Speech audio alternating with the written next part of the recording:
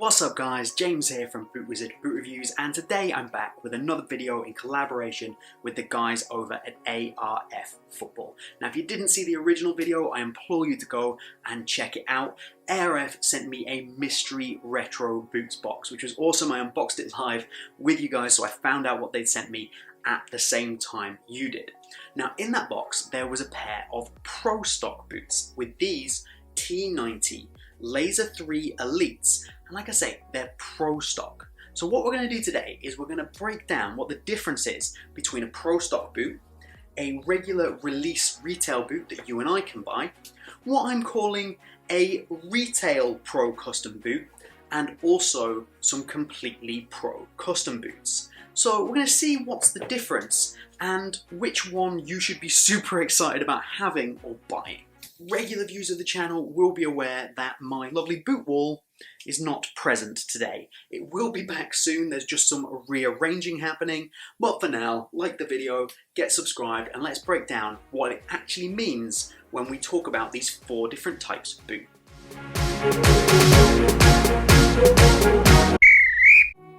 We're going to start with what I described as the regular retail pair. So this is a pair of T90 Laser III Elites that you, I, anybody could have walked into a shop at the time these were released, picked them up, bought them, walked out again. Nice and simple. The only difference from the regular T90 is that these are the Elite variant, which you paid significantly more for because they came with a carbon fiber outsole. The carbon fiber outsole was designed to give you some extra stiffness through the boot, sometimes a little bit too stiff till you've broken it in my opinion, and it also was designed as a whole to be a lighter boot. So you got the carbon fiber, and they also took the heel counter off the back of the T90 here. So not a problem, especially if you compare it to boots in today's market which have way less protection than this ever had. But it offers exactly the same rubber striking element. It's still the synthetic upper on the Elite variant, and then you get this construction on the inside of the boot, which looks fairly standard. It's just a little bit shiny. The only reason I'm showing you that is because it's important when we do the comparison. So my advice on this one, if you are looking to pick up a pair of T90s, is to pick up the Elite variant because I think it's better. And I think in 2020 it holds up just that little bit more, being that little bit lighter, and just overall being a bit of a better boot. Moving on to the pro stock version of this boot. This is the one that came in the mystery box from A.R.F Football. This particular pro stock model looks very, very similar to what we get on the regular release T90. If you were to put the two side by side, you wouldn't be able to tell the difference. They're both T90 Elites, they both feature the carbon fiber outsole. There's basically no way of spotting that this is a pro stock boot. So how do I know it's a pro stock boot? The first and easiest way to spot a pro stock boot with Nike is to look at the size tag. The size tag on the inside here has a code, and the code on a pro stock boot is always all 9s. So it's just 99999. That is your indicator that this is a pro stock boot. But the next question is, what the hell is a pro stock boot?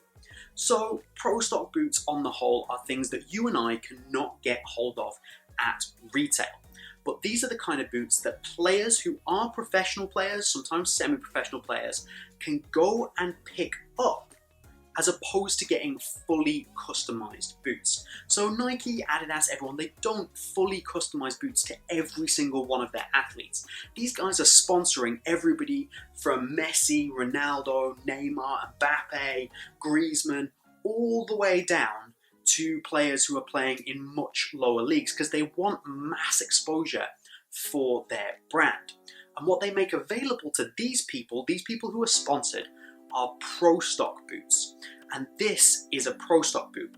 Usually it's the same as a retail variant in most ways, but there's 1 or 2 slight changes that are something that many pro players want. And the best example I can give you is a Nike SG Pro stud pad. So a little while ago, a few years, Nike released the anti-clog, and it's fantastic soft ground technology. The problem with anti-clog is that it adds a lot of extra weight, especially when it was first released in that big black undersole. The anti-clog was a much heavier boot, and on the whole, pros did not want this at all. And mainly part of the reason for that is because they play on such nice pitches, or definitely nicer than you and I do down the park on a Sunday afternoon in a torrential downpour when you're up to your ankles in mud. So they don't really need anti-clog. So they got the SG Pro version, which was the standard mixed sole plate with some plastic studs, some metal studs, and no anti-clog, because anti-clog added weight that they did not want. This is a pro stock boot, and the only difference is on the insole. So if we take a look at the inside of the boot here and the way this has been constructed, there's a different board, a different insole board that runs from the heel to the toe across this boot, particularly the front 2/3. It's completely different from the retail version of the T90 Laser III Elite. Now, I can't 100% confirm this. However, as I said earlier, the T90 Laser Elite, all the Nike Elite model carbon fiber sole plates were very stiff. By changing out the insole board in here to being something slightly different, I think that this is slightly more flexy through the midfoot, so it doesn't need that same amount of break-in time that you would have got from a regular retail pair. So we're moving on now to Pro Retail Customs. I don't actually know if there's a name for this, they're just Pro Custom boots, but there's a big difference between these and the fully fitted Pro boots that some players are wearing.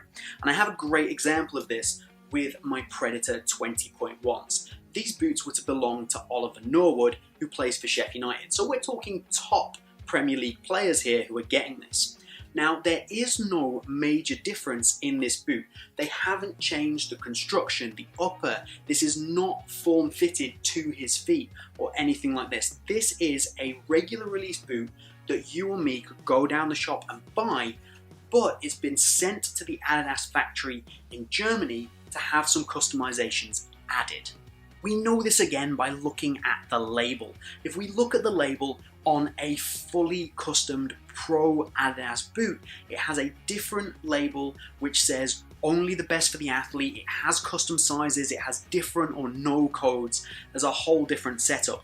This pair of Oliver Norwoods has exactly the same tag and codes as you're going to get on a regular release pair of Predator 20.1 low mutators in an SG stud pattern. There's no difference. But when you compare the boots side by side and head to head, which I have done in a video, and if you want to check that out, do just click the link above my head, there are significant differences which have been made by Adidas, and what they have is a finished in Germany sticker on the front. So on here, on the insole, you can see finished in Germany. So this literally means it is a made in Indonesia boot. Wherever the boot's made, it's sent to Germany, it's customed with a few tweaks, and then sent out to the player. This is not completely custom to his designs. But what this does have is it has a completely different insole board. Well, that's not true. The insole board is the same, but it has a lovely bit of padding just on the top. So there's a white foam padding, runs all the way from heel to toe, and this is so common among pro players. Almost every pro boot I've ever picked up has some form of extra padding in there, just for underfoot cushioning to reduce stud pressure, and it's beautiful, and I really want companies to start putting it on retail boots. Oliver Norwood has it. So it also has a different heel liner. So this is a thicker heel liner. There's extra been added with a different material. It's been pasted around the back of the boot. And this to me is to either fit his heel better, or he doesn't like the fit and feel in this one and he just wants it to feel a little bit better. Maybe the fit is an issue and he wants to have it changed. So there's two main differences there for the Oliver Norwood boots, one being that insole and one being the padding in the back. Everything else is the same. Next up, the big guns. Now these are the boots that are completely custom fitted, molded. Every little whim and desire of the player has been met to give them whatever they want. And as a result, these boots tend to belong to the biggest players in the world. The one in my hand belongs to Sergio Aguero. The one in my other hand James Rodriguez. But you don't need a degree in football boots to work out that this is not a regular 5.1. There is almost nothing about this boot that is the same as what you get from the regular release pair. There's no sprint web, it's synthetic. The leather on the front, on the forefoot and instep, has been completely covered over by a grippy material. The fit is wide, there's no one-piece upper, there's no collar. The outsole is completely different. This is off an Evo Touch, it's not even off the current Puma range. There's padding on the inside, there's a different liner. There's just nothing. This is not anything that you can even go out and buy and get anything close. The James Rodriguez boots are exactly the same. No one-piece upper construction, completely different liner, different insole board, stiffer outsole, it's all different. And these are the boots that go to these really top-end players that Adidas, Nike, Puma, whoever, are going to do anything to keep them happy. And don't think that this is something that only applies to these modern-day, highly paid, pampered footballers. This has been going on for years, and my favourite example is Alan Ball. Alan Ball used to wear Adidas boots, and then Hummel came along, offered him money to wear their boots, promote their product, the same as today. The problem being that Alan Ball wanted to do this for the money, but he hated the Hummel boots, like really hated them.